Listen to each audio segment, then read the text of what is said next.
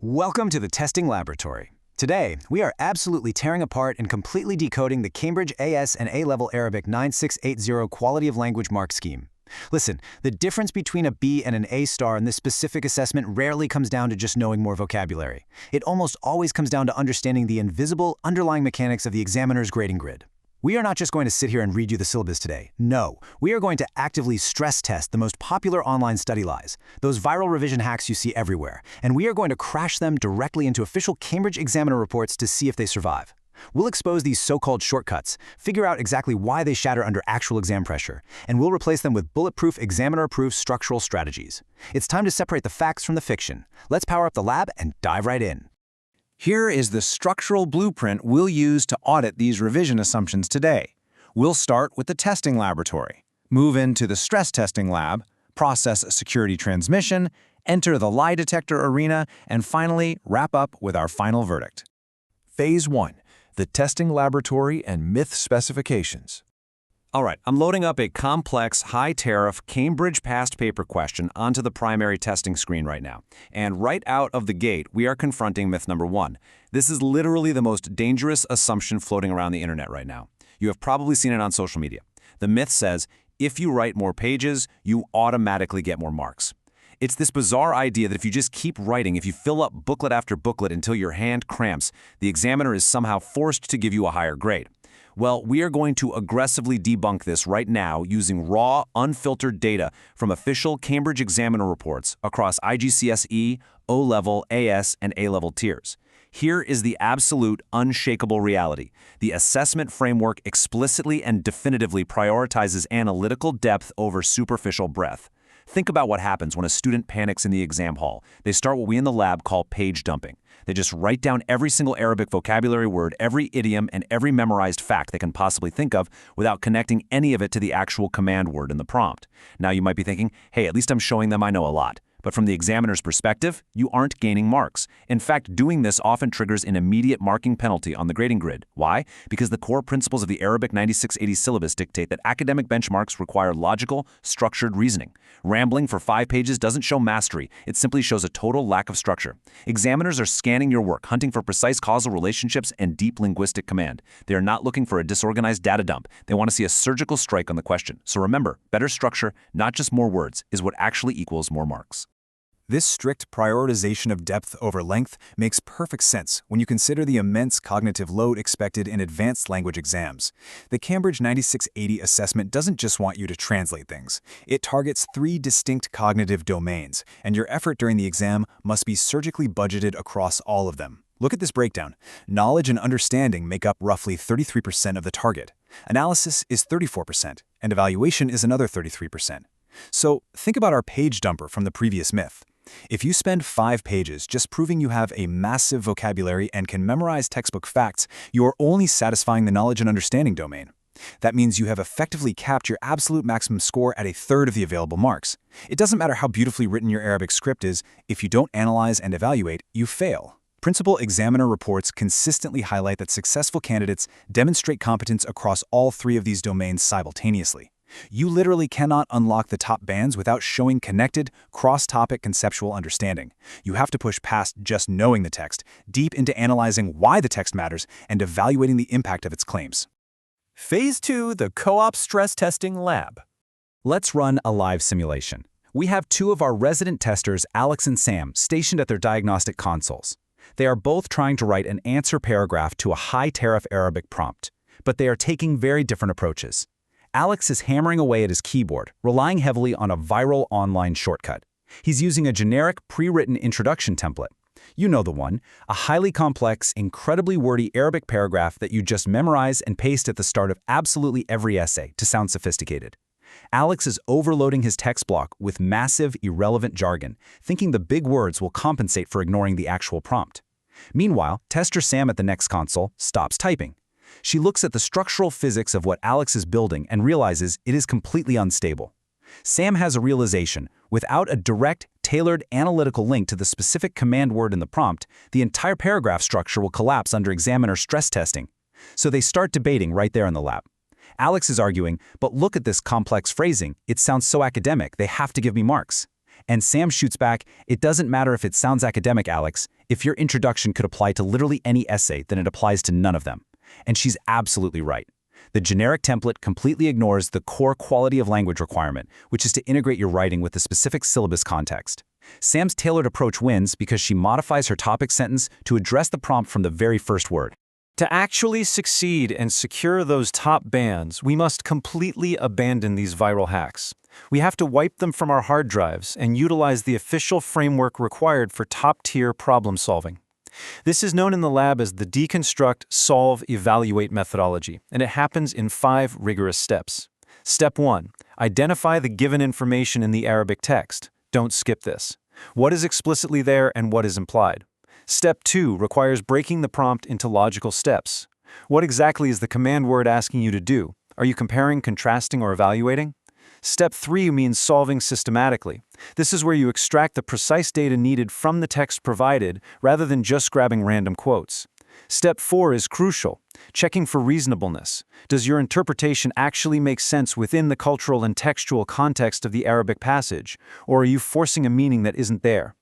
Finally, step 5 involves making justified recommendations or conclusions. Notice that word, justified. You have to prove it. True high-scoring candidates don't use magic words or generic templates. They use a relentless logical methodology. Phase 3.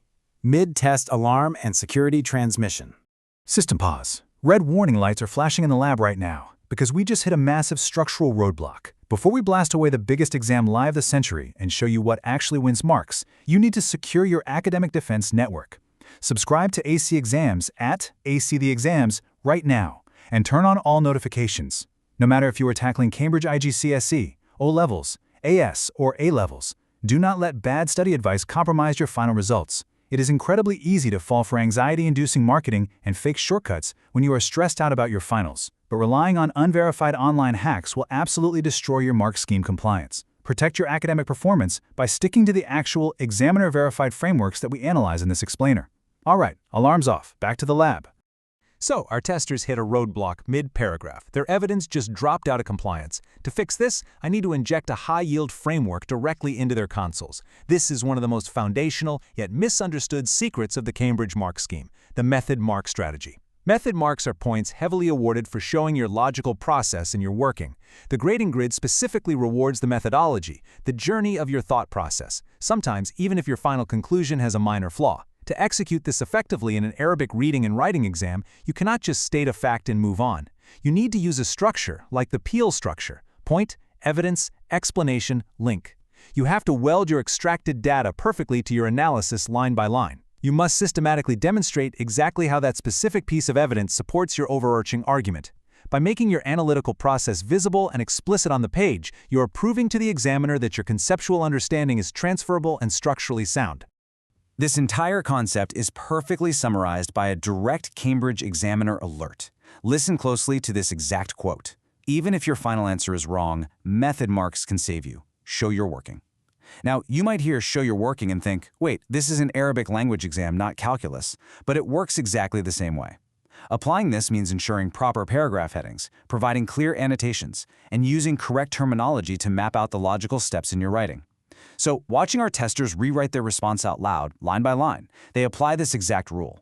They explicitly show their working, and suddenly, they create an unshakable top-band paragraph asset. It is no longer about just blindly guessing the right answer or trying to sound smart. It is about proving exactly how you arrived at your conclusion through incredibly strict procedural presentation.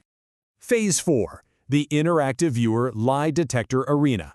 Now I'm turning the diagnostic tools over to you. We are initiating an interactive field audit challenge right from your screens. Assessment 1, the data matrix sweep. When faced with a highly complex Cambridge source text, chart, or data layout, you must perform a visual sweep. Imagine a 60-second countdown timer ticking on your screen right now. In the actual exam, there is absolutely zero time to read passively. Your eyes need to dart across the page. You must extract critical, high-yielding points from the texts. You must interpret the hidden underlying causal relationships between those points. And then, you must immediately prepare to draw an evidence-based conclusion. If a student simply summarizes the provided text or lists the data points from a matrix, the lab instruments flatline. They earn 0 analysis marks. The goal is to interpret why the data is presented the way it is. You have to look for the contradictions, uncover the hidden assumptions, and decipher the structural logic. Spotting structural weaknesses in your own writing is a critical survival skill. So for Assessment 2, we play Spot the Fake shortcut. Imagine auditing a paragraph written using one of those popular online writing templates. According to Principal Examiner reports, there are 3 fatal mistakes that consistently destroy grades, and these templates usually commit all 3. Number 1, using the wrong approach for the wrong context. You're writing an argumentative piece when the prompt asked for a descriptive analysis. Immediate penalty. Number 2, forgetting to check strict format and presentation rules. This means no clear paragraphing, ignoring annotations, creating massive, unreadable walls of text. Marks are forfeited again. And number 3, the biggest offender, answers that are not specific to the context given. When a candidate uses a pre-memorized, beautifully translated Arabic phrase that has absolutely zero connection to the specific text in the exam booklet, the examiner's digital marker flashes red. Marks are forfeited immediately. This is exactly where the logic breaks down, and this is precisely why fake shortcuts fail in the arena. The only way to rescue a failing paragraph from the fake shortcut trap is by applying a rigorous evaluative thinking framework. This proves the quality of your evidence. Step 1 is to question the assumptions made in the source text. Do not just blindly accept what the author says, interrogate it. Step 2 is considering different perspectives. How might other demographics or cultural contexts view this exact same issue? Step 3 is justifying your decisions with hard, undeniable evidence extracted directly from the provided text. And Step 4, this is the golden ticket for top marks, is identifying the limitations of the text and offering alternative interpretations. Let me repeat that because it's absolutely crucial. Explicitly writing down the flaws or the limitations of the evidence you are using clearly signals to the examiner that you have successfully reached the evaluation domain. This entirely bypasses the trap of generic writing because it forces you into deep, specific engagement with the context of the prompt. Phase 5, the final verdict, and outro. Looking back at Tester Alex and Tester Sam's final, high-scoring text blocks, the lab's myth status bar definitively flashes busted for the generic shortcut and confirmed for the structural strategy. To synthesize this entire explainer section, I want you to walk away with these 3 bulletproof, universal truths for surviving the Cambridge Arabic 9680 exam. First, the 3-step command word scan. Literally never start writing without identifying the specific cognitive domain the prompt demands. Highlight it, circle it, know exactly what it wants. Second, the mark per minute budget rule. Look at the tariff of the question and allocate your writing time proportionally to hit all required domains. This completely prevents the fatal mistake of page dumping on low-value points. Third, the post-writing quality audit. Always reserve the final minutes of your exam to review your presentation, ensure correct terminology is used, and verify that your causal relationships are clearly and logically mapped out on the page. Which brings us to a final, provocative question that I want you to think about. Which viral exam hack has been silently destroying your mark scheme compliance this whole time? Was it a generic introduction template, or maybe the belief that simply writing more pages guarantees a higher grade? It is time to audit your own study habits based on the actual mark scheme, not internet rumors. Subscribe to Ace the Exams at Ace the Exams, click the notification bell for our weekly myth-busting sessions, and drop a comment below sharing the absolute weirdest exam hack you've seen online so our lab can stress test it next. Reject the shortcuts, protect your grades, trust the evidence, and keep analyzing. We will see you in the next session.